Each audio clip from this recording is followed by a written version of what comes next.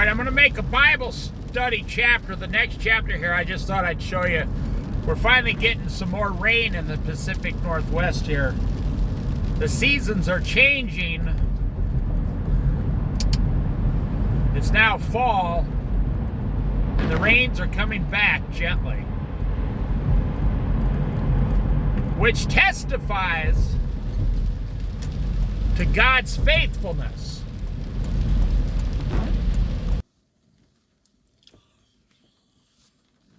Okay, we're at the ocean here. However, I'll just let the rain hit the windshield here while I do. We're on chapter 12 and then 13, and the book of Hebrews is done. And then we go to the book of James, which is 5 chapters again, but they're pretty short chapters, really.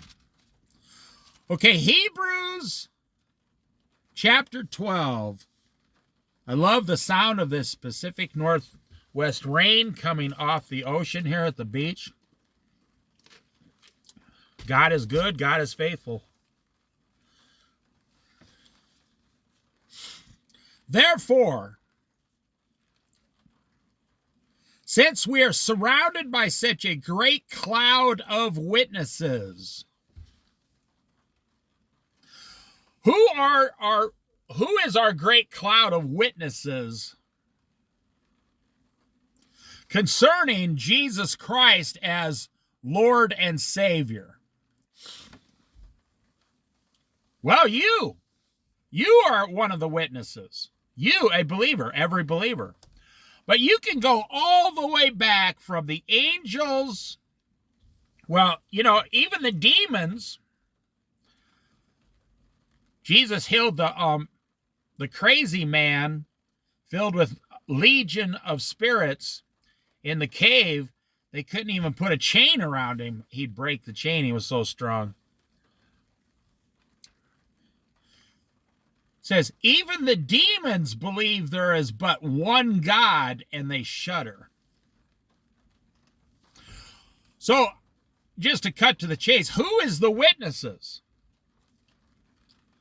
Well, I can jump to the future and say, every knee shall bow and acknowledge Jesus Christ as Lord. So at that moment, every single person who has ever lived is going to be a witness. Were your parents or your grandparents believers in Jesus Christ? They are part of the great cloud of witnesses. All the old prophets, the Old Testament prophets, in my opinion, anybody who's ever believed is in the great cloud of witnesses. Say, well, how can demons be believers? No, I didn't say they were believers in salvation. I said they were believers that God is who he says he is because they were there at the beginning. And they all have free will choices. How do I know demons have free will choices? Because whatever happened in heaven when Lucifer, Satan, came against God, 1/3 of the angels in heaven used their free will choice. Angels were born with free will, just like you and I. They used their free will choice to go against God also. Therefore, since we are surrounded by such a great cloud of witnesses, now here's the Bible. It's going to tell you something to do again. It's going to tell you how to live. And you say, I can't keep track of everything the Bible wants me to do. Nope, that's not true. It's way easier than you realize. It's way easier than you realize to do. I'm going to show you something here, if it stays here. There's a dove right on this picnic table. Look at that. It's Sunday morning. I'm here by the bridge on the Heceta Head Lighthouse.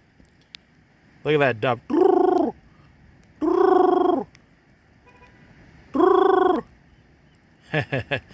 Doves don't have very good eyesight. I don't know if you know that. See its neck going back and forth? Look at how beautiful that is. Why would God send me this dove while I'm doing a Bible study?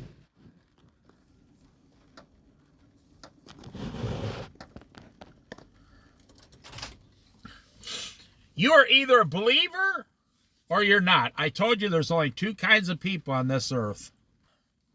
Believers and non-believers. Those on their way to heaven and those on their way to hell. Okay, let's find out what the Bible wants us to do. I like how the Bible gives you the facts, F-A-C-T-S, and then tells you what to do.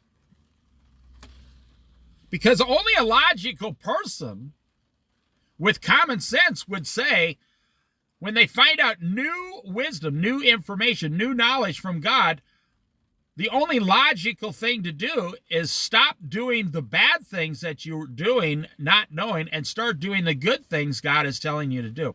Now, what I was saying was, you say, I can't keep track of us. And before I showed you the dove, I was going to say, that's not true. Because the Bible isn't telling you 10,000 different rules. The Bible's telling you really about a handful of rules in different ways, different proofs. It's proving to you. It's bringing different proof. Like if they were to prove, if you were to go to a court of law, and the judge says, do you have any proof that Jesus Christ lived as a man?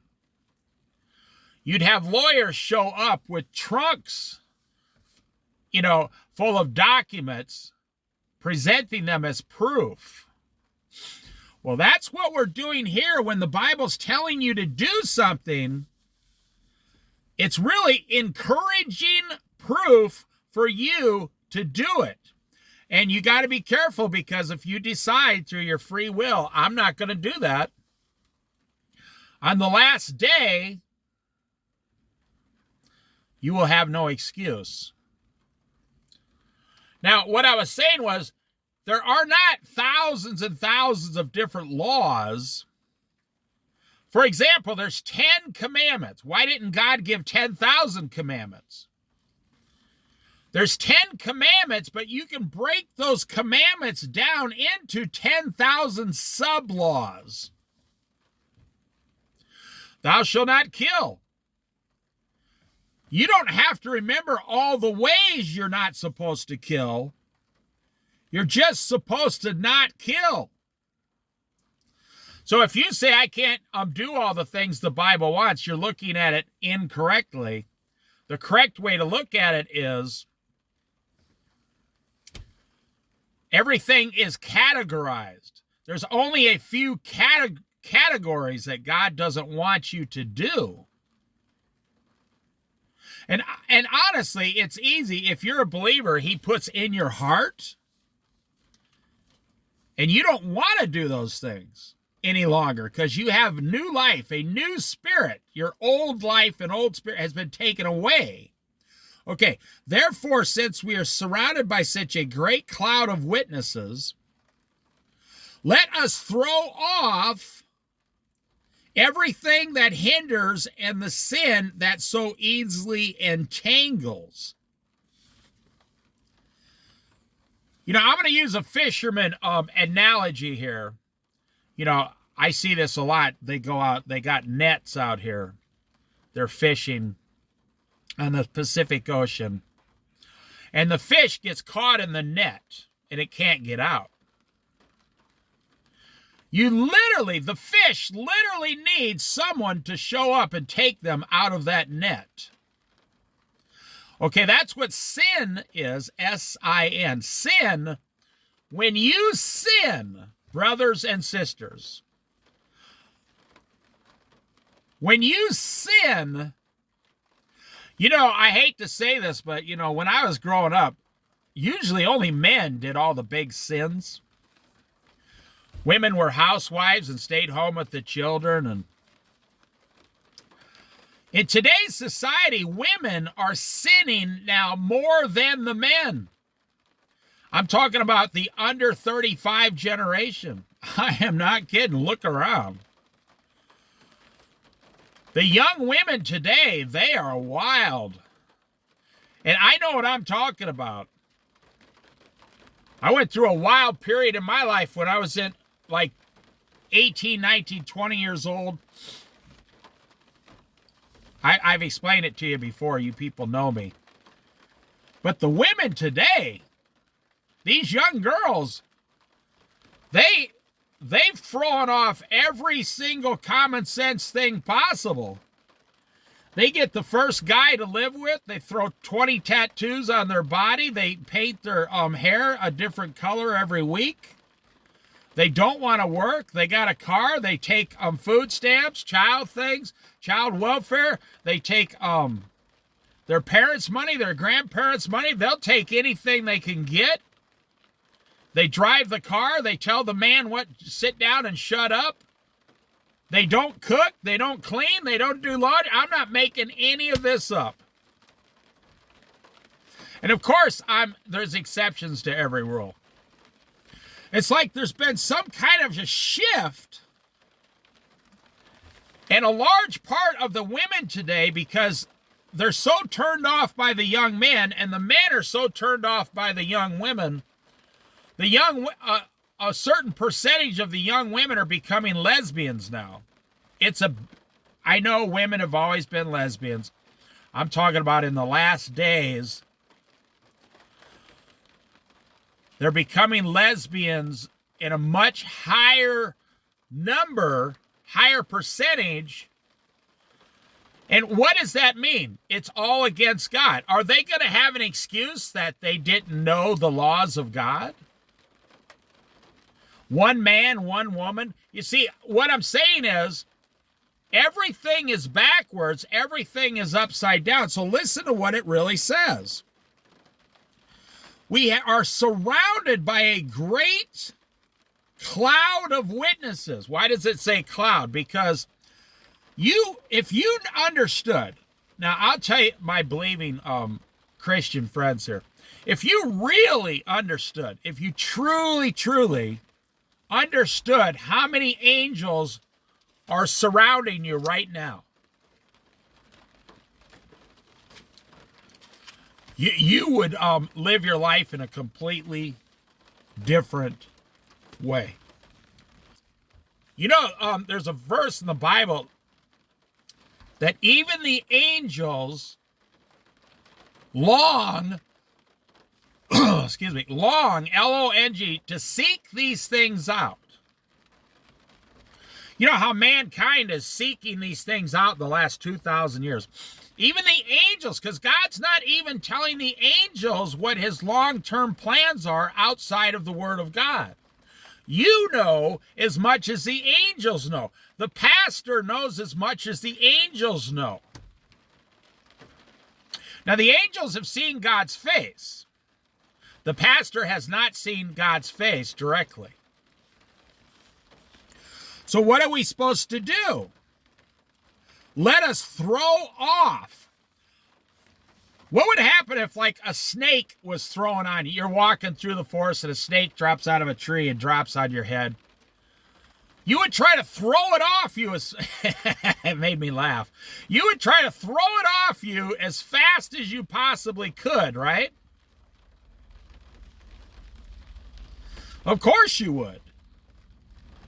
You'd be completely appalled that snake was there. Well, that's a picture of sin, S-I-N.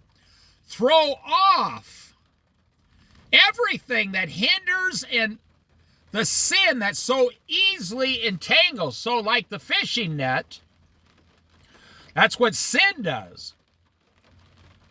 Imagine you're walking through a forest on a hike and 3 or 4 nets come down and grab you. That's what sin is doing. Some girl says, hey, I'm friends with your wife, but your wife's at work, so how about you and I just go on a hike together? It's saying, no, throw it off. Say, no, I can't do that. I can't be alone with another woman without my wife, or I'm going to lose my wife. It's common sense. That's why, that's the main, there's two reasons people get divorced today. One is they find another mate.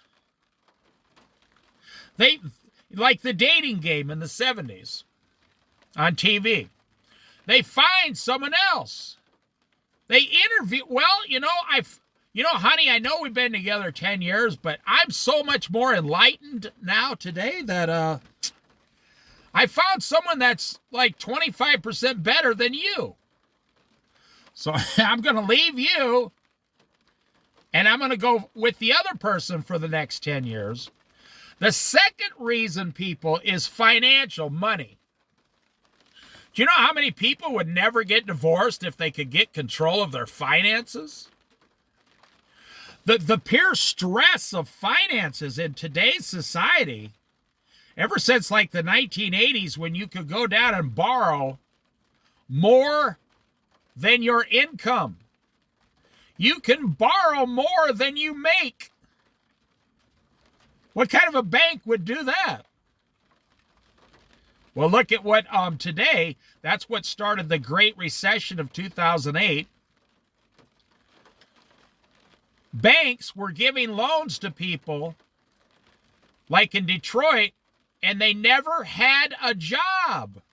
They had 1 year of frozen payments. Like, they'd give you a loan for a house, a $200,000 house in Detroit, Michigan. And your payments would normally be $1,500 a month. But what they did was, for 1 year, they gave you $400 a month payments.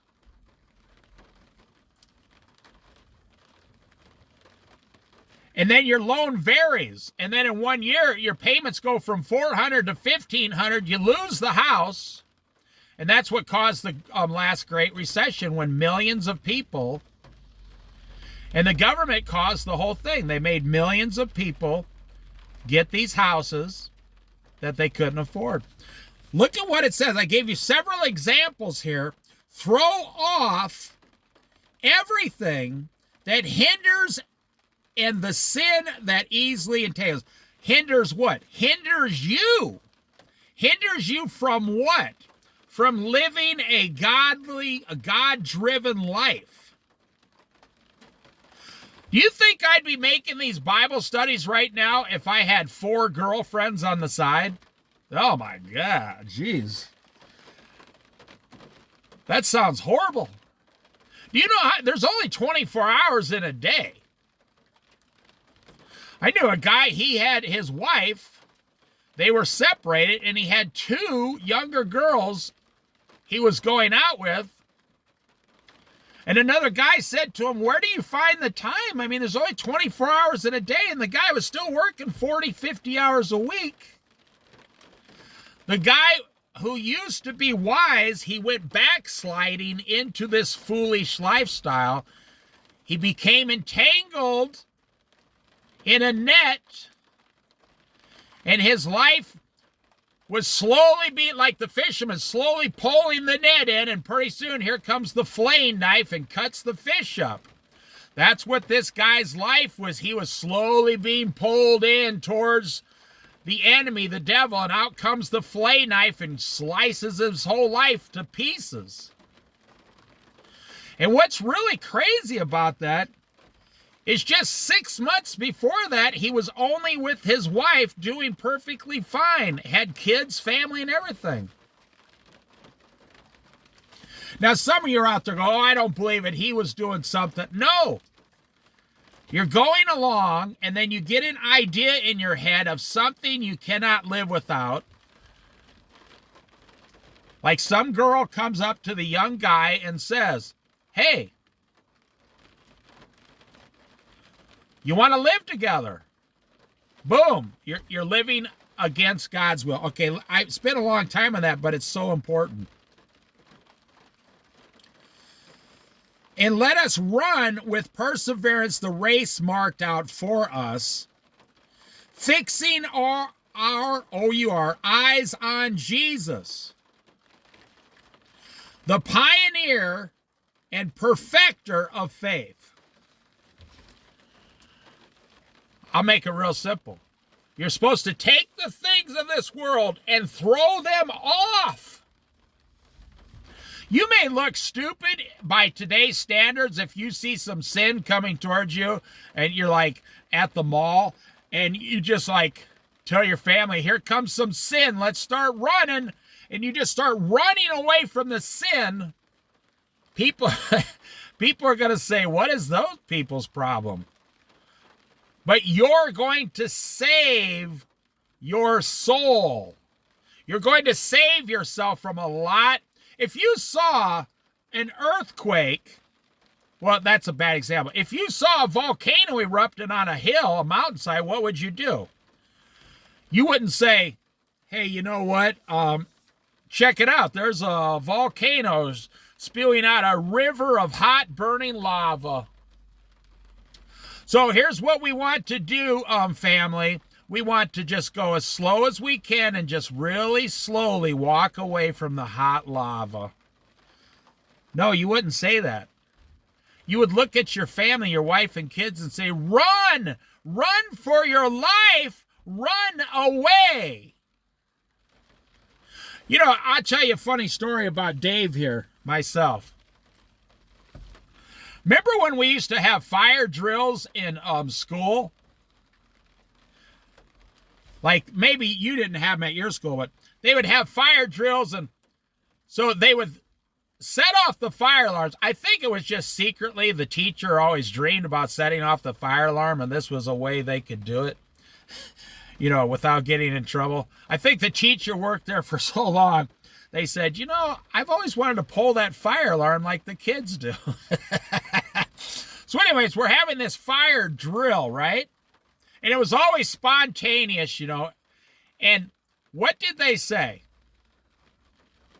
Okay, we want everybody to, row by row, single file, to slowly stand up and slowly walk out of the building very slowly, all together.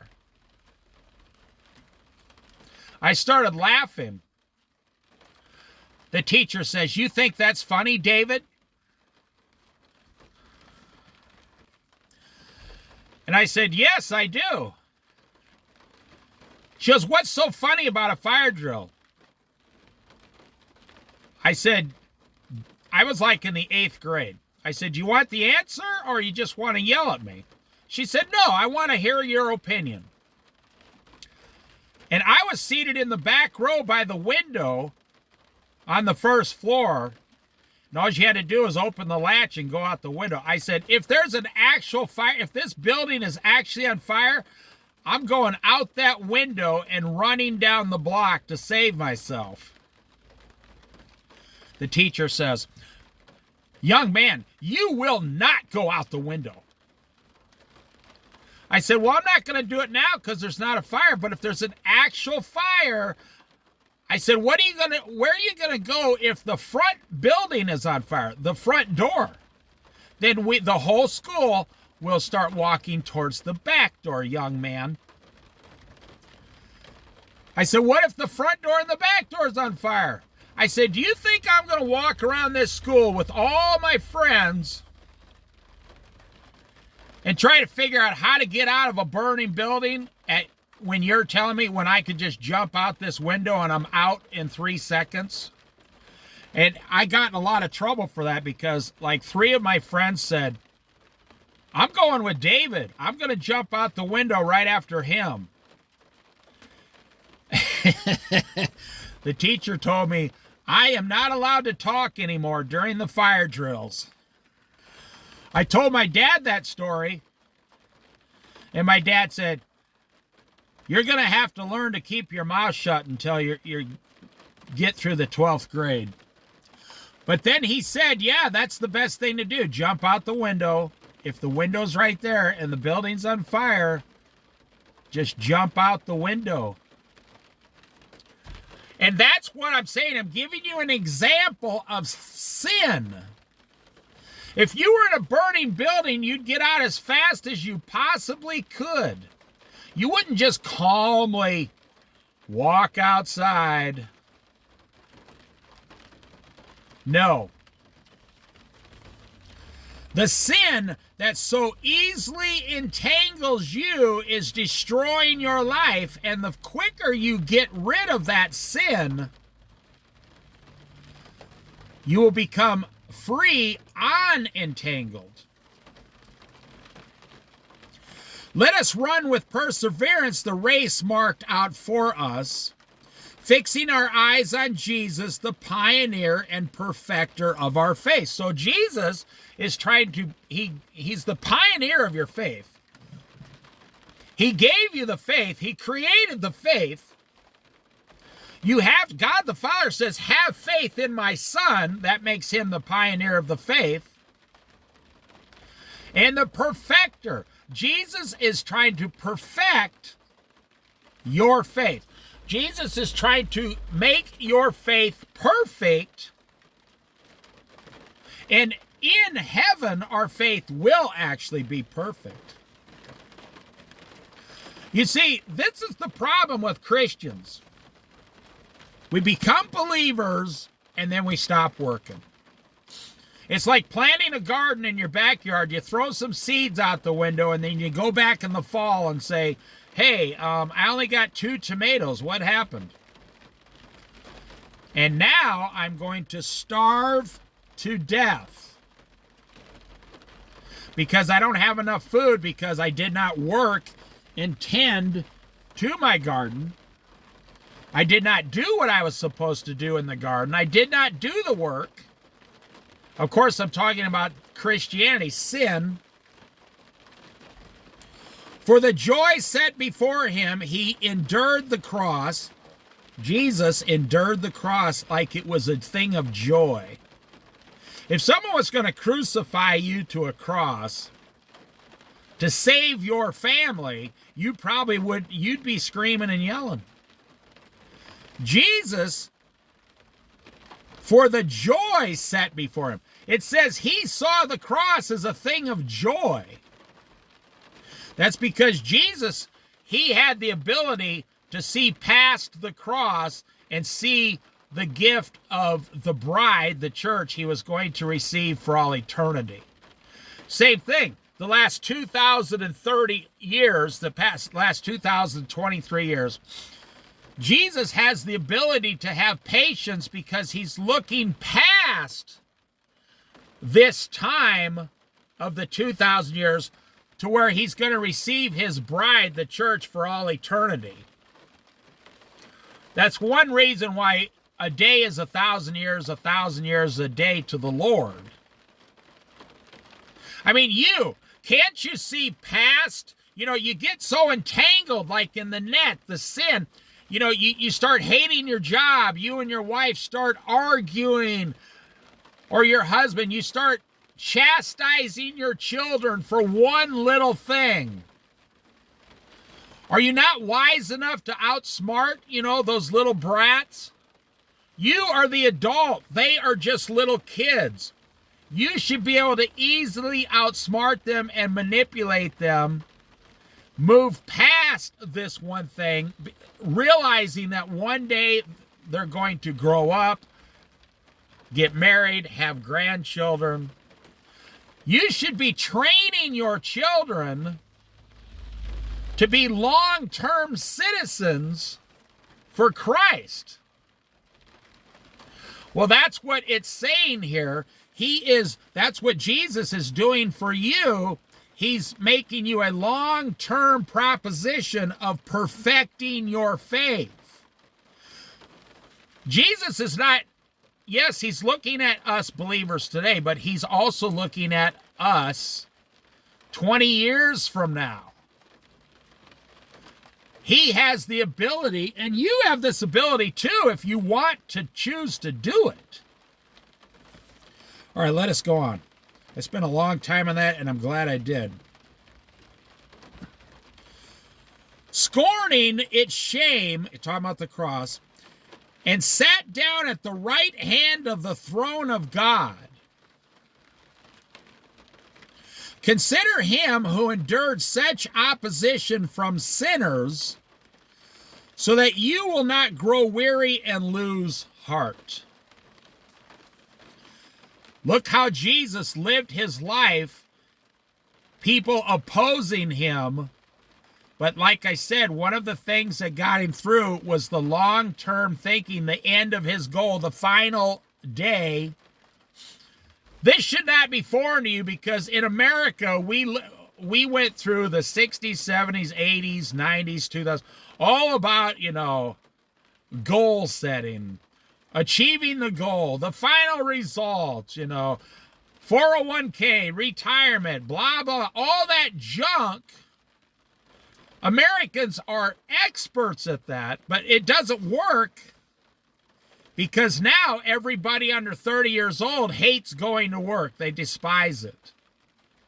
It's so crazy. It's like that generation has completely started all over again.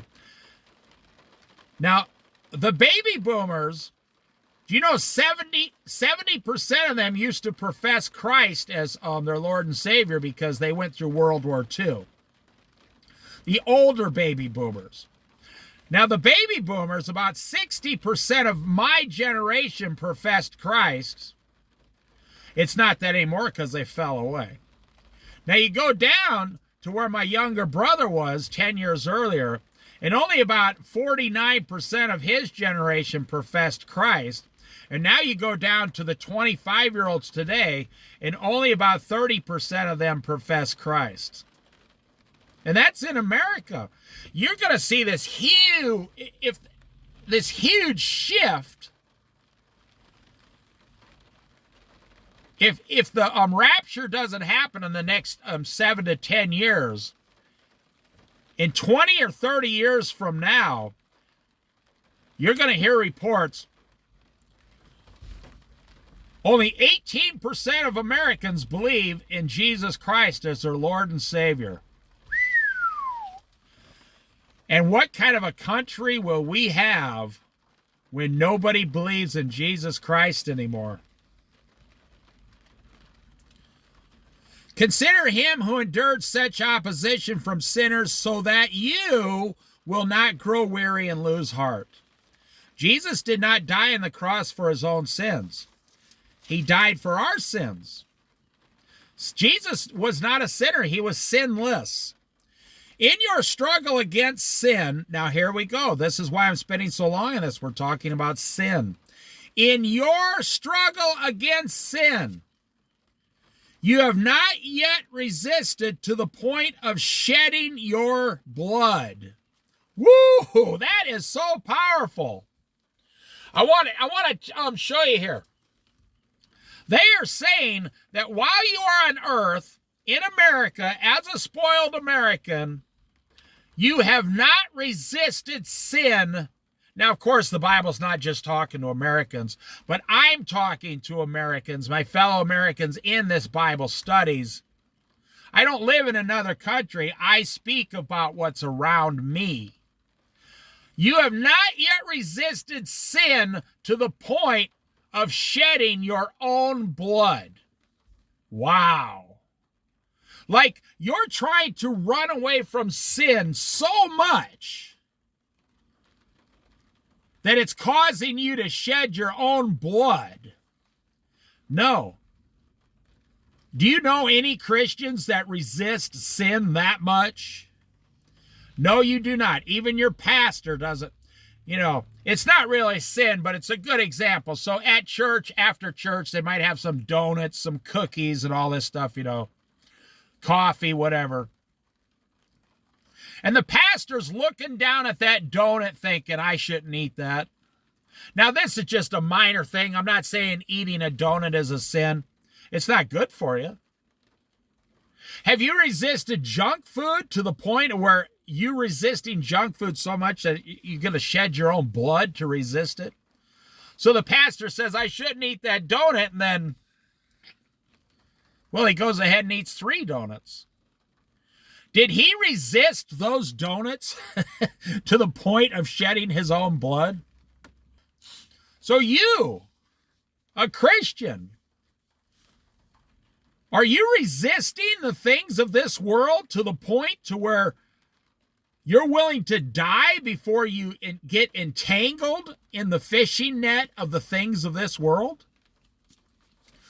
I bet you nobody has ever asked you that question before. That's a real punch in the face type of a question. That question just punches you right in the gut. You know, we talk about sin. We talk about being a Christian. We talk about living the Christian life. We talk about certain things like we're not supposed to look at, like pornography or sitcoms but are we resisting sin in our Christian life to the point we're willing to shed our own blood before we become entangled in this sin? No, most people are not doing that, are they? In your struggle against sin, you have not yet resisted to the point of shedding your own blood. And have you completely forgotten this word of encouragement that addresses you as a father addresses his son? ? It says, "My son, do not make light of the Lord's discipline." You know, if you resisted sin, you'd never have to be disciplined. If you resisted all sin from this world, you would never need the Lord's discipline. You would just need the Lord's encouragement every day. You would walk with the Lord. You would be at peace with the Lord, but you would never need to be corrected because you keep looking upon and lusting after sinful things. My son, do not make light of the Lord's discipline and do not lose heart when he rebukes you. You would never need to be rebuked because the Lord disciplines the one he loves. And I'll say, like you're a fish entangled into the fisherman's net of sin, so to speak. It's an example. And the Lord loves you, so he's going to come and cut that net out around you and free you. And he chastens everyone he accepts as his son. If your son was walking towards a cliff, your 5-year-old son, you would go over and say, "Don't walk any further, you're going to fall off the cliff." And then you'd kind of pull him back and give him a stern warning. "Hey there, buddy, do you know what would happen if you walk off that cliff? You'll fall 100 foot down and you'll be dead." Well, that's what a 5-year-old little boy doesn't understand those things. You know, it doesn't understand gravity and, harm and stuff. But you are like a 40-year-old little boy, and you understand sin, and yet, why do you need to be disciplined? Why do you need to be rebuked? Why do you need to be chastened by the Lord? Because he still loves you, and you're doing sinful things, sinful behavior that you know is wrong.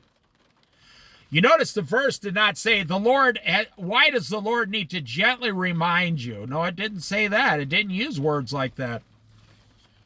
It used words like discipline you, rebuke you, chasten you. The Lord is being kind of rough here with his believers because they refuse to stop sinning. Endure hardship as discipline. God is treating you as his children. For what children are not disciplined by their father? If you are not disciplined, and everyone undergoes discipline, then you are not legitimate, not true sons and daughters at all. Wow. It says you're not even a true believer if the Lord doesn't discipline you. The Lord used to discipline Peter a lot. Matthew, Mark, Luke, and John. That's how you know the Lord greatly loved Peter because he was disciplining him and helping him. You know, that's why they say in the Old Testament, do not withhold the rod from your child. You will not break the child. You will discipline them.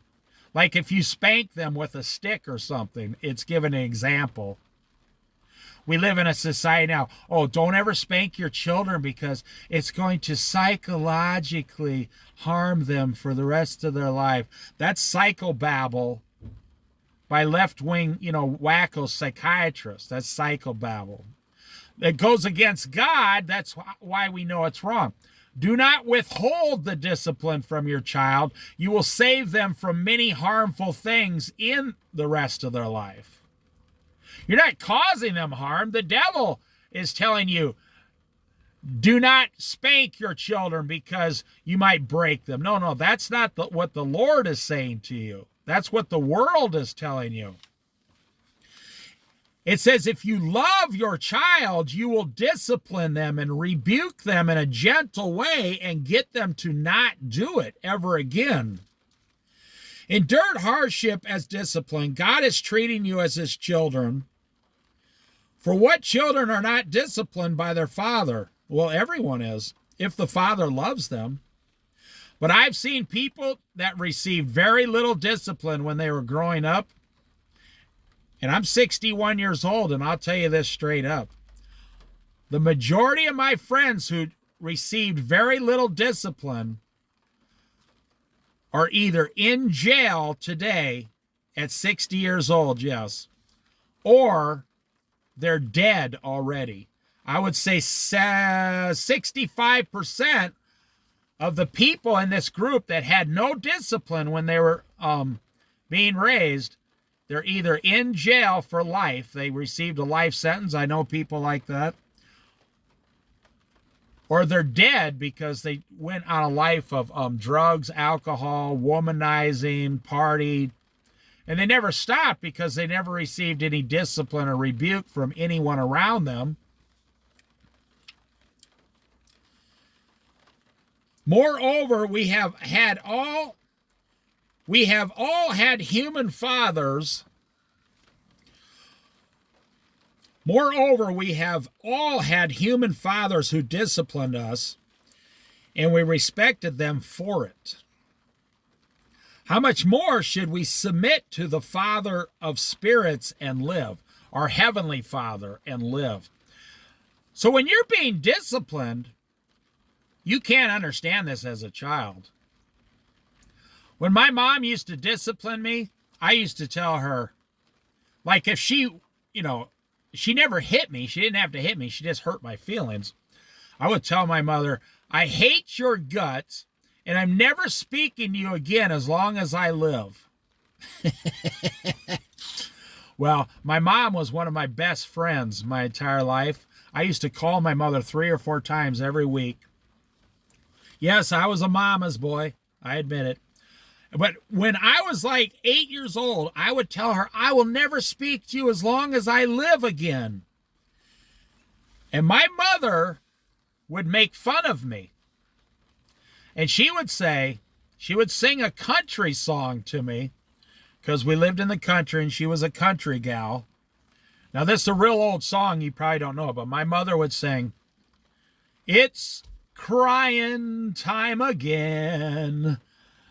Oh, Davy's crying again. And of course, like I said, I was 9 years old. That song would make me so angry. And my mother would sit out in the living room laughing and laughing, showing me that she was stronger than me. She was the boss. I was going to do what she said. And there was nothing I could do to make her change her mind. She was teaching me discipline, like psychological discipline, that there are rules in this world, and I'm going to learn to obey these rules or the world's going to destroy me. And, like I said, my mother was my best friend, one of my best friends in life. She taught me so many wonderful things because of her strength in Jesus. It was so funny. I'm just laughing about it. How much more should we submit to the Father of spirits and live? Our Father in heaven. When you're being disciplined by God, you should be thanking him. You shouldn't be angry at God. You should be telling him, thank you. I was headed for the fisherman's net. I was headed for the cliff. Thank you for saving me, Father. They disciplined us for a little while as they thought best, your parents. But God disciplines us for our good in order that we may share in his holiness. You see, God's disciplining us for eternity. No discipline seems pleasant at the time, but painful, yes. But I'll tell you what, no matter how painful the discipline is. Now, Jesus on the cross, he was not nailed to that cross to be disciplined. He was not there by his own half. God did not put him there because he did something wrong. God allowed his son, Jesus Christ, to die on the cross on my behalf, your behalf, the behalf of the world. That's what God allowed. Jesus didn't have any sin with him. The one thief said to the other thief, this man, this Jesus, is sinless. He's blameless. He has done nothing wrong. My sin was poured upon Jesus. Your sin was poured upon Jesus. But no, we go back to discipline. No matter how much you hate to be disciplined, it's never even 10% as bad as the problem the discipline is trying to get you to avoid. Like the mother or father who prevented their 5-year-old from walking off a cliff. And they discipline them. The discipline is only 10% as painful as if the child would have actually fell off the cliff. The thing God sees in the future that you are headed towards is 90% worse than the discipline he's giving you now to stop heading in that direction. What if you go to a pornography shop, right? I'll use that example again. And, you're trying to hide and, you don't want people at your church to see you drive into a pornography shop or your job, right? So you go to this pornography shop. The Lord says, don't go down there. Do not go down there. And you go anyway, and then someone from your church drives by and sees you. And now a rumor starts about you in the church, and a few weeks later it spreads like wildfire, and your entire reputation is completely destroyed, and the church, and you are so embarrassed you have to leave that church. You have to leave your job, whatever. People won't let it go because people are not kind. Like I said, 75% are not following the laws of Christ. They're not going to be nice to you. They're going to rub it in that, you're going in a pornography shop. What if they all know you're married, and they all know you're married, and they see you having dinner with another woman? The Lord is saying to you 6 weeks earlier, do not go out with this woman. Run away, run away. I'm disciplining you. Run away. And you go out with her anyway. It wouldn't matter if you slept with her or not. If someone that knows your wife, knows your church people, knows your friends, sees you having dinner with this other woman you're not married to, or a woman with a man, like I said, women today, the younger generation, are just as bad as the men were in the old days. You're never going to live it down. I've known people, they have to leave town because they had an affair. They lost their family, their friends, their church. They lost everything because they thought this new person was, new, shiny, sparkly, younger, more bubbly. One reason men my age like to have affairs is because the young girl is always bubbly and giving compliments to the older man. And 60-year-old, 50, 55, 60, 65, 70-year-old guys, there's a lot of 70-year-old guys, they're happy when their wives leave them because they want to go out with younger women and get all the compliments. Oh, thank you, Roger, for paying for dinner. Oh, thank you, Roger, for the necklace. If they would have done the same things to their wife that they're now doing with this younger woman, your wife would have given you all those compliments also, and you would have renewed your marriage, and you'd be more in love than you ever have. And now that your kids are out on their own, you and your wife on Social Security can just run around like teenagers and enjoy each other. But the sin that so easily entangles, what are we learning so far? We're learning about sin and discipline. Sin and discipline. That's all this chapter's been about so far. Therefore, strengthen your feeble arms and weakness. Make level paths for your feet, so that the lame may not be disabled, but rather healed. Oh, I just said that. The Lord is saying you're about to head towards this sinful thing, making you lame, L-A-M-E, meaning it's like you have a sore muscle that can either be healed or destroyed. Jesus healed the man who couldn't walk. And the man came up to him later, and Jesus said, stop sinning before something worse happens to you. Look it up. Stop sinning before something worse happens to you. This man, apparently, according to this passage, was in this position because he wouldn't stop sinning. Now, I don't know. That's what it says. That's what I get out of it. Stop sinning before something worse happens to you. It just said the same thing right here. Strengthen your feeble arms. Make level paths for your feet so that the lame, meaning people that just kind of walk with a limp, and they're talking about sin now, they're not talking about walking.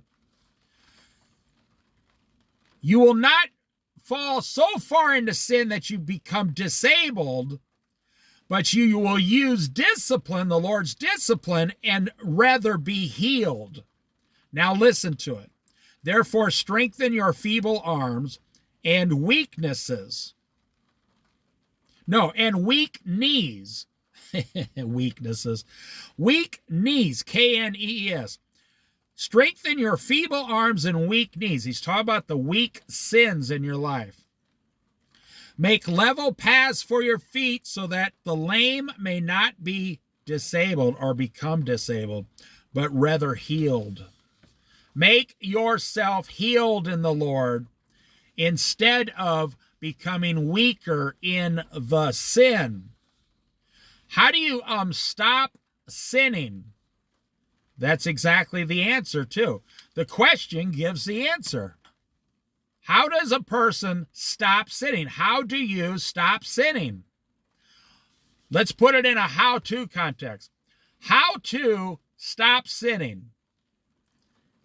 The question answers itself. Stop sinning. How to / stop sinning. Stop sinning is how you stop sinning.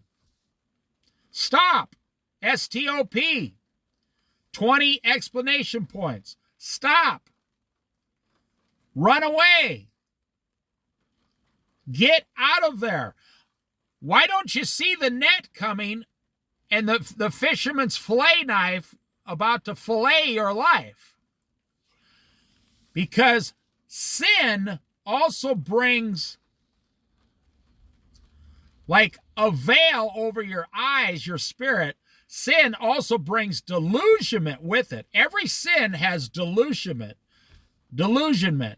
You are under delusion of sin. You are under the delusion that a 25-year-old girl would be way better for your 75-year-old life. You are under a delusion. You are about to be destroyed is the only truth coming out of that delusion. All right, let us go on. Make every effort to live in peace with everyone and to be holy. Without holiness, no one will see the Lord. What the heck? It says, I thought the Bible said all you have to do is believe and then you're automatically saved. That's not what it says right here. Without holiness, no one will see the Lord. Hebrews chapter 12, verse 14. Well, wait a minute. I thought once saved, always saved. Well, now hang on. Without holiness. Okay, you obtain holiness when you become saved. By walking with the Lord, receiving discipline, getting rid of the bad sins in your life, and acquiring the new ways to live in Jesus Christ. Salvation brings holiness walking with God, the Lord. So if you don't have holiness, you're not walking with the Lord in the first place, so you will never see the Lord. It's kind of a catch-22. If you don't go down to the bar today, you won't get drunk with your friends. You'll just sit at home and clean your house, and that may seem boring, but maybe one or two of your friends is going to get a drunk driving today and destroy the next 3 years of their life. See to it that no one falls short of the grace of God and that no bitter root grows up to cause trouble and defile many. So what does the Bible say? Do not give the devil a foothold. Do not give him a foothold, a toehold, a finger hold. Do not give him 2 seconds of your eyelids. Do not look upon sin. You're not actually, the devil is not forcing you to do anything. He's only making suggestions to you. The devil doesn't have to do much work, actually, in today's society, to be honest. This is probably the easiest job the devil's ever had in 2020s. You only have to just put sin in front of most men, and they'll run towards it on their own as fast as they can. They'll run right over to the sin, even though they know it's going to harm them. So look at what it says. See to it that no one falls short of the grace of God. Now, this is the Bible telling you what God's standard is. And God's not going to lower his standard because you have low standards. I've talked about that before.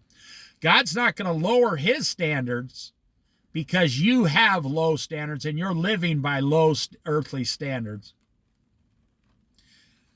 See to it, or see that no one is sexually immoral or is godless like Esau, who for a single meal sold his inheritance rights as the oldest son. And in a sense, that's what you're doing when you're sinning. You're selling your inheritance rights. You're selling out God. You're saying, yes, I'm saved. I believe I'm saved, but I'm going to sell my salvation for some pleasure.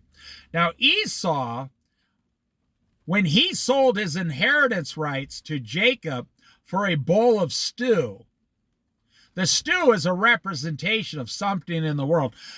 Esau couldn't even go one meal in this world. You know, he got what he got everything he wanted. Now, he would get his food by hunting, like with bow and arrow and stuff. He could go out and just get meat anytime he wanted. He said, I want stew now, and I'll give anything. I want it now.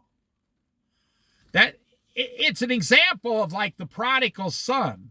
Give me my inheritance now.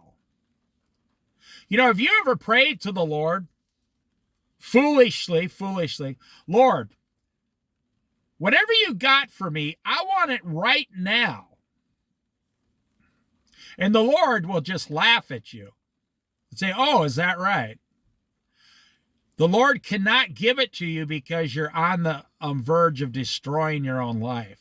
He can't give it to you because he loves you too much. He has to give it to you little by little. And I can say this over 61 years. If you were to ask me at 10 years old, if the Lord would have said, do you want everything I want to give you right now? Or do you want it little by little throughout your whole life? At 10 years old, or 15 even, I'd say, I'll take it all right now. Because I was a foolish young person, you see. See to it that no one is sexually immoral or is godless like Esau, who for a single meal sold his inheritance rights as the oldest son. Afterward, as you know, I'll use the word afterward. Oh, afterward sucks. You know, if you ever been in a bar at 1:30, last call for alcohol. You know, you may have had the best time of your life. You're out there dancing, your friends, you're drinking, and oh, the girls just, oh, you're so handsome, and blah, blah, blah, blah, blah. And at 1:45, the lights come on. I've been in a bar many times at 1:45 a.m.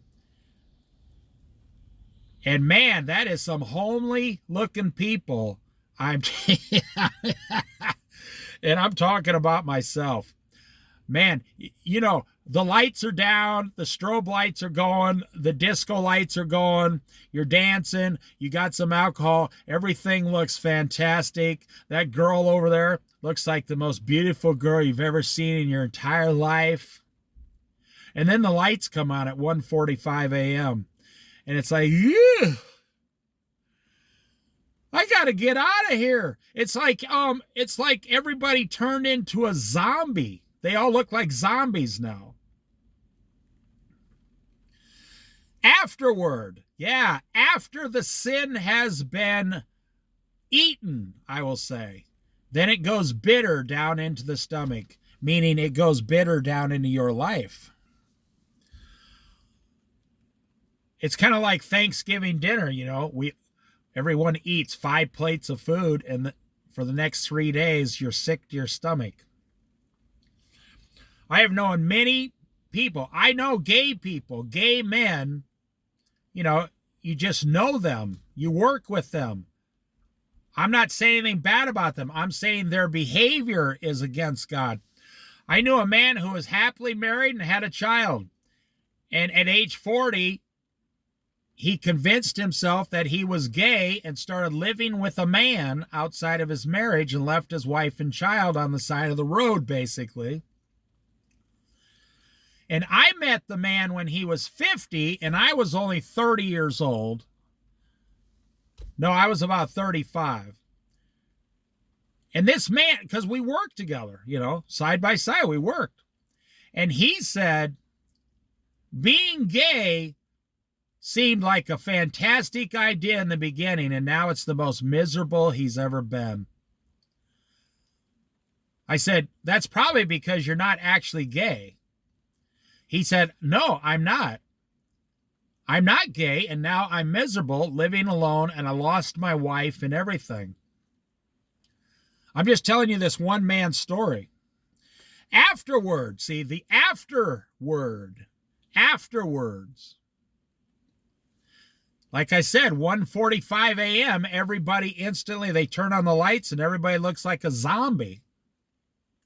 Afterward, as you know, when he wanted to inherit this blessing, Wait a minute. He sold his blessing. It's not his to inherit. He sold it for a bowl of stew. Right in the eyes of God, in the presence of God, as God is the witness in this story, Esau said, I will sell my inheritance for a bowl of stew. And God said, okay, go ahead. Right in front of God as a witness, the prodigal son received his inheritance, went away for a long time, 10 or 20 years, and came back to his. He doesn't have an inheritance anymore. He sold and used and misused and abused his inheritance. Well, let's take that to the level of spirituality. With Jesus, you can sell your salvation. I do believe that. They say once saved, always saved. I said I believe in that. But the Bible also alludes to the fact that you can sell your salvation. If you have a problem with that, you have to talk to God. When he wanted to inherit this blessing, he was rejected. Rejected by God. The ultimate rejection. God himself rejects you on the last day. Even though he sought this blessing with tears, he could not change what had been done. That's right. That's a very hard lesson. You have not come to a mountain that can be touched and that is burning with fire. To darkness, gloom and storm. They're saying when Moses was on the mountain with God, the mountain was encrusted in a cloud. People couldn't even touch it. There was a fire on top, smoke coming out of it. No, we've come to the mountain of Jesus Christ is what it's going to say. We've come to the mountain of salvation through Christ. We can touch it, hug it, feel it, talk to him, love him, walk with him. To a trumpet blast or to such a voice speaking words that those who heard it begged that no further word be spoken to them. They were terrified at what was going on because they could not bear what was commanded. Well, I'll give you one commandment that covers every other commandment that God has ever spoke of. Stop sinning. It's the simplest thing I'll ever tell you. It's the simplest thing I will ever tell you to your face. Stop sinning. That one commandment covers every other thing God has ever said. Stop sinning, and 99% of all your problems will disappear tomorrow. If even an animal touches the mountain, it must be stoned to death. That was the Old Testament. The sight was so terrifying that Moses said, I am trembling with fear. Now, you're not as great as Moses. I'm not as great as Moses. I am trembling with fear, said Moses. But you have come to Mount Zion to the city of the living God. Do you realize what God is trying to give us? And the fact that we accept Christianity and then we backslide and become entangled like the fisherman's net into the sin. We become entangled in the sin. And then we become destroyed. And then we realize it was all our fault and we refuse God's loving discipline. And then you are shocked to find out that you are not going to heaven. You're going to be sent to hell for all eternity. And the reason you rejected God all these years is because you were never saved in the first place. That's why you never could stop sinning. You could never stop. Because you didn't love Jesus more than you loved sin. Now, that's a very hard lesson, and I'm not judging anyone out there. I'm not even judging myself. I'm telling you what the Bible is telling you. Sin is destroying your entire life, not just your flesh today on earth. Sin is destroying even your spirit, your soul, and sin is following you all the way to eternity in hell if you're not saved and washed by the blood of Christ. Well, what does Christ wash away? Christ is not doing your laundry. That's not what it means. Christ is washing all the sins, the filthy sins, out of your soul. And the fact that 75% of people on earth today don't want that. They want more pleasure. There's a saying in the Bible, these things in the last days, these things must take place. And then Jesus says, but do not let them take place through you. That is powerful.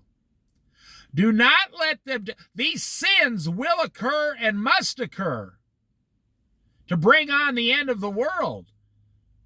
And they're going to happen. The sin is piling up like the largest mountain on earth. Dozens of mountains that big. Sin is piling up to the heavens. In a sense, we are building a Tower of Babel today called sin. Our sins are piling up.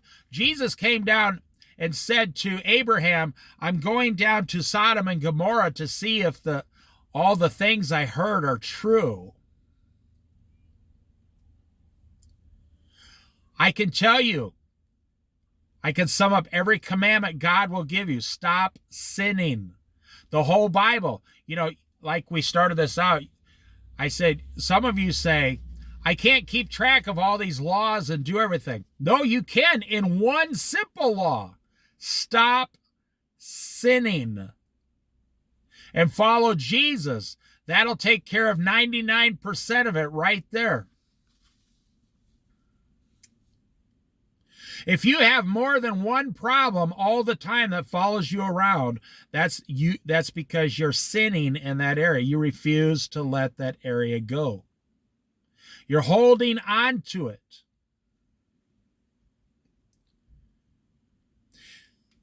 But you have come to Mount Zion, to the city of the living God, the heavenly Jerusalem.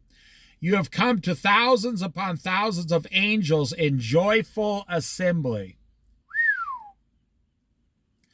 To the church of the firstborn, whose names are written in heaven in the book of life, see? You have come to God, the judge of all. To the spirits of the righteous made perfect. To Jesus, the mediator of the new covenant, and to the sprinkled blood that speaks a better word than the blood of Abel. See to it that you do not refuse him who speaks. There you go. Do not reject God. The Bible says, if today you hear his voice, do not harden your hearts. See to it that you do not refuse him who speaks. Look at all these things that God is trying to give you through his son, Jesus Christ. And yet, about 75%, about 6 billion people in the current world today will say no. But you do not be one of those people. You say yes. You do not say no. You say yes. See to it that you do not refuse him who speaks. If they did not escape when they refused him, who warned them on earth. In other words, if they did not escape, how much less will we if we turn away from him who warns us from heaven? Wow. That's incredible. At that time, his voice shook the earth. He's talking about sometimes in the Old Testament, see, God was living with them for 40 years. In a cloud in the daytime and fire at night went before them. He was living with them. And they refused him right there. He was with them and they refused him. And so God stands in heaven through his son, Jesus Christ, and gives us a warning from heaven through Jesus. So if the people of the Old Testament did not escape God's wrath, is what it's saying, and he was just speaking to them from earth, and they rejected him and received his wrath and destruction. Well, now today, after the cross, God is speaking to us from heaven through Jesus Christ, seated at the right hand of God. How much more will we be destroyed and sent to hell who have been given the message through his son Christ? Once more I will shake not only the earth, but also the heavens. God is going to destroy heaven and earth, make a new heaven, and bring it to a new earth. The words once more indicate the removing of what can be shaken. Now, the new heaven and the new earth will never be shaken. It'll be eternal. Oh, and it will be glorious. And that is why you should accept God's discipline today with joy, just like Jesus accepted the cross with joy. That is, created things. Created things can be shaken. If it can be blown up by an atomic bomb, it will never be in heaven, in the future heaven, put it that way. If it can be destroyed on earth, it will not be in heaven. My flesh will not be in heaven. My spirit in a new spiritual body will be in heaven. All the believers. You need to get rid of we're almost done. You need to get rid of the idea in your life that there's something here on earth for you. And that consists of you going down to the bank and borrowing money for a house and borrowing money on a car, and then going so you've already borrowed the money. You owe, over $200,000 on a house. You got 2 brand new cars. You owe at least $50,000. 4 credit cards that are maxed out. And so you've already done all of that. So now what are you required to do? You have to go make the payments, right? That's the 1:45 a.m. when the lights come on. You see, during, 10:30 at night, everybody looks beautiful, and you went down to the bank and got all these beautiful things. And at 1:45 a.m., the lights come on because the law says at 2 a.m. you cannot serve alcohol in the state of Iowa, where I grew up at that time. So they had to cut everybody off at 1:30 and 1:45 a.m. so they wouldn't be breaking the law. Because sometimes, yes, undercover detectives would come in and stand there at 10 minutes to 2 a.m. seeing if they're still serving alcohol, breaking the law. And you can even take this silly example I'm giving one step further. At 2 a.m., the law shows up. At 2 a.m., the law shows up. You could say God's justice shows up. And everything that was before 2 a.m. no longer exists in that world. And you better not be drunk while you're driving home. Or, it's 2 a.m. You got to get up at 6 a.m. and be to work by 8 a.m. in the morning. Everything you did the night before is destroying the next day. Okay, listen to this. The words once more indicate the removing of what can be shaken. that is created things, so that what cannot be shaken may remain. So, in my silly example, the law cannot be shaken. You know, you got the policeman at 2 a.m. sitting in his car in the corner going, okay, who broke the law and who didn't? Who's driving drunk and who's not?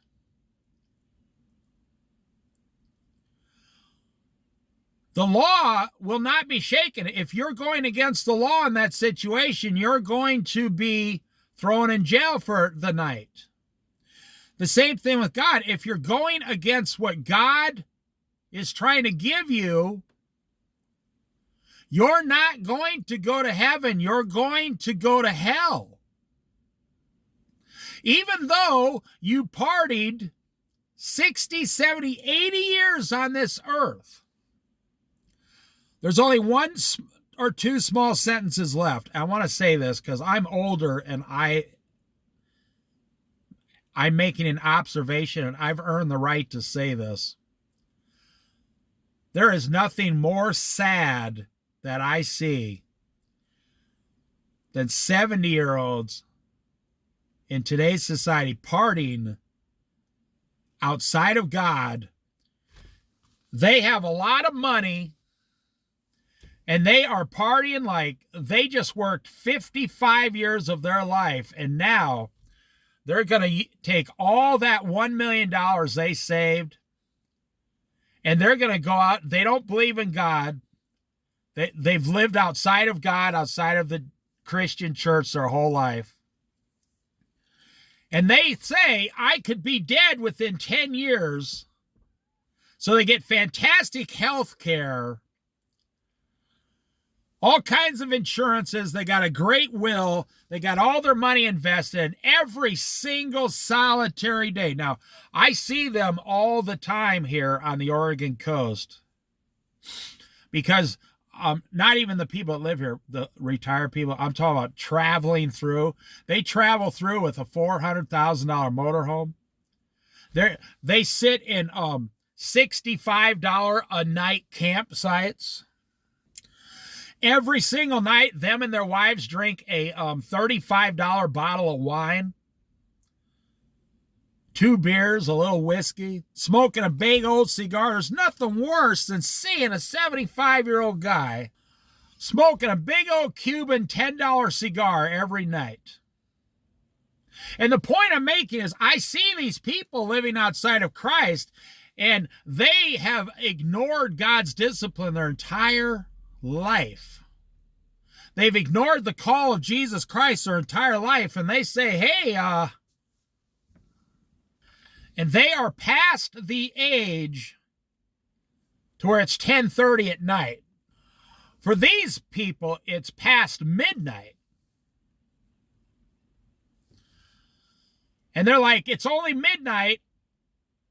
I got 10 years left to live, and I'm going to get as much pleasure on this earth as I possibly can. And I'm going to spend as much of my money as I possibly can. And in the blink of an eye, it's 1:45 a.m. and it's last call, and God's saying, in a few days, I'm going to demand your life. I'm going to demand your life and an accounting from you. And just like in that bar when I was younger, the lights came on, boom. And you're like, what just happened? Everybody turned into a zombie. Well, what just happened? In the blink of an eye, I'm in hell with at least 50% of everybody that's been born on the earth. I'm in hell. In today's society, it's 75%. I'm in hell. I was just on earth in a $600,000 motorhome. I was just taking a puff out of the cigar, and I was just pouring myself another $23 scotch. What happened? I just blinked, and I'm in hell. But they will know 100% why they are in hell. They will not question why they are there. They will say, I'm here because I rejected Jesus Christ. We are not called to accept Jesus Christ and then party the rest of our lives on earth. We are called to accept Jesus Christ, give up the things of this world joyfully, just like Jesus joyfully died for your sins on the cross. He saw the cross as a thing of joy.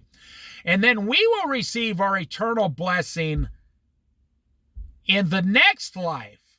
Now, Jesus told the disciples, they said, well, what is it for us? Because we've given up everything to follow you. What is for us? What are we doing? Just walking around here?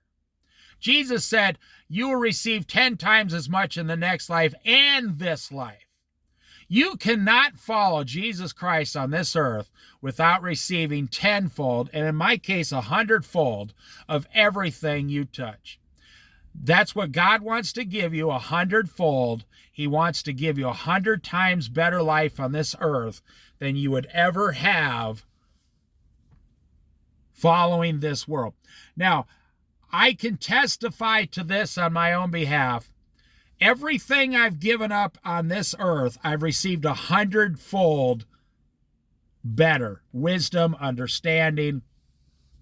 I'm one of those Christians that the more I give up, the happier I am. Now, I've lived 80% of my life in complete simplicity. I don't own many possessions. I've never had a car payment. I've never owned a house. No. I bought 2 houses on payments when I was like 22 years old, and then I got rid of them. But you have to understand, back then, I was working 80 hours a week, and a house payment back then, I'm not making this up, I actually bought an entire house once as an investment, and the payment was $250 a month. I'm not making this up. That's how much inflation in the economy has changed in about 38 years. And the other house I bought was $400 a month. So I had 2 houses for $600 or $700 a month. 2 complete houses. That's why baby boomers are so rich today, because they bought the same houses. They kept them for 30 years, and those houses are worth $300,000 each today. They never, ever saved any money, really. They got all their money from housing. And the only way, really quick, the only way the 25-year-olds today are going to do the same thing is if houses triple in value by the time they're 65. Okay, so that means if you buy a $300,000 house today, the average house in America is $375,000. So if you buy a $400,000 house today and you go until you're 60, that house will have to be $1.2 million for you to retire. Well, that means the next generation has to come up with $1.5 million to buy a house. So with interest and everything over 30 years, in 30 years from now, the average price of a house will be $1.5 million. Does that sound like an economy that's going to work in the future? Or does that sound like we are headed for the biggest collapse of all time in the history of the world, financially speaking? Okay, a couple lines left here.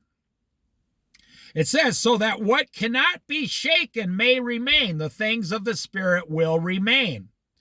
Therefore, since we are receiving a kingdom that cannot be shaken, I said the new heaven down to the new earth, it cannot be shaken.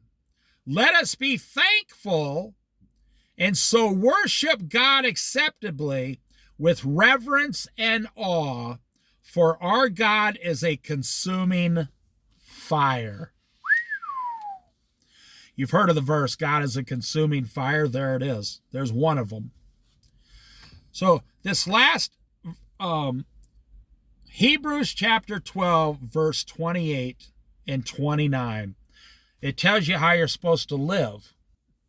I turned off the camera. Some guy and his wife just walked by and started waving at me. Here's how you're supposed to live. Therefore, since we are receiving a kingdom that cannot be shaken, the disciples asked, what will there be for us, Lord? Well, you will receive a kingdom that is eternal. I, a simple man, will receive an eternal kingdom living with Jesus and all the fellow believers for all eternity. Let's see. What could I find on earth that would be way better than that? Answer, nothing. There's nothing. Well, wait a minute, Dave. Wait a minute. I got that new truck payment with my big, huge mud flaps. I just talked my girlfriend into letting me buy $150 mud flaps. You're afraid to get mud on your truck? A truck was made to get mud on it. Not to go around like, a sissy boy. That's what they call us when we were younger, sissies. Not to go around like a sissy, I'm afraid to get mud on my bicycle. Now look at guys on YouTube with their mountain bikes.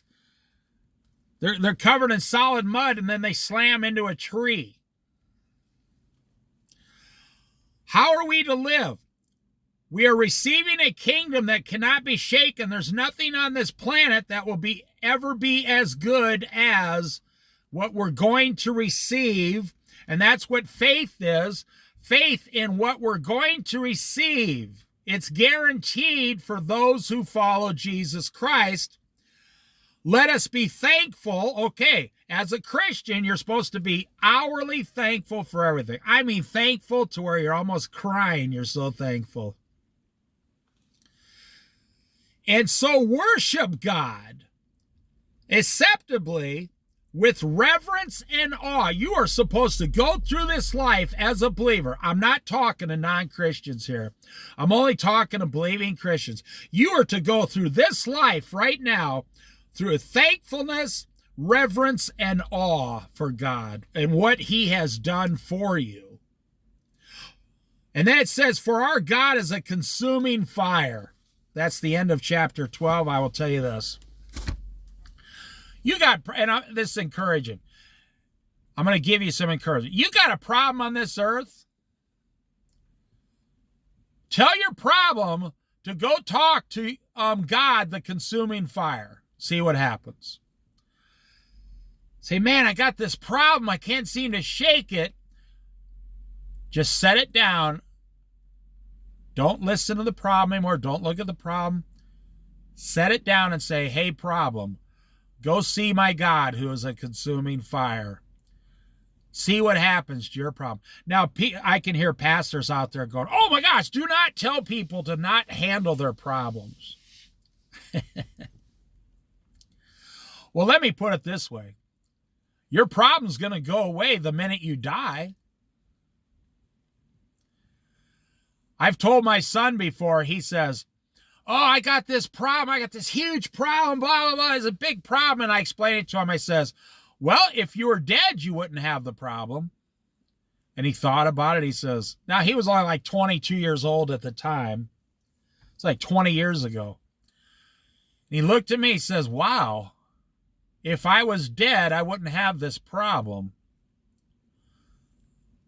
He said, so I'm creating this problem.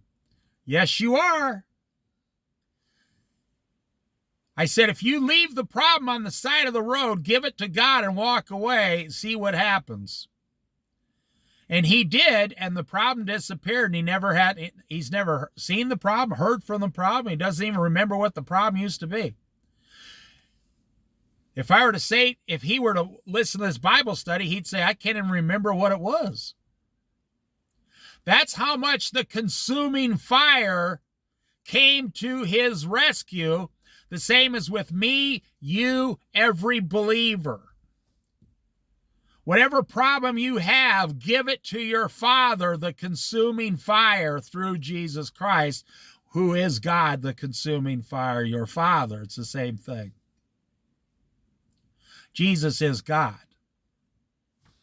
I'll end there. This is a long Bible study, but boy, this has got a lot of great information out of it. The next chapter should be a lot shorter.